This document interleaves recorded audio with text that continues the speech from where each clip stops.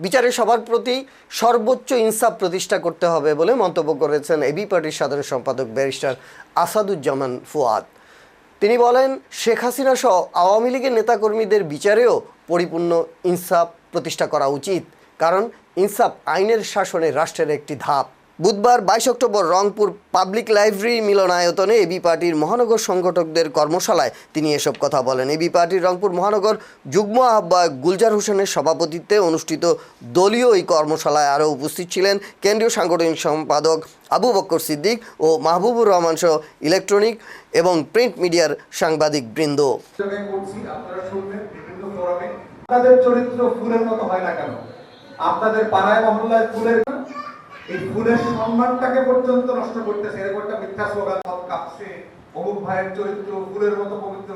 অথচ এইটা বদলাইতে হবে না, এটা পরিবর্তন করা দরকার না? এইটা পরিবর্তন। ঢাকাতে মানবতা বিরোধী অপরাধ ট্রাইব্যুনালে যে 25 জন সামরিক অফিসারকে রিটায়ার্ড এবং চাকরিতে আছেন এমন কর্মকর্তাদেরকে হাজির করা হয়েছে।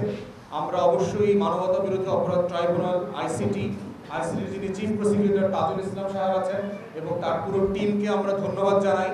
আমরা বারবার এটা বলেছি, হাসিনার কথাও তাই বলেছি যে হাসিনা একটা ক্রিমিনাল ফ্যাসিস্ট, কিন্তু বিচারের প্রশ্ন যখন আসবে হাসিনার প্রতি সর্বোচ্চ ইনসাফ করতে হবে, আওয়ামী লীগের প্রত্যেকটা নেতার প্রতি সর্বোচ্চ ইনসাফ করতে হবে। কারণ ইনসাফ আইনের শাসন হচ্ছে একটা রাষ্ট্র হয়ে ওঠার মানদণ্ড।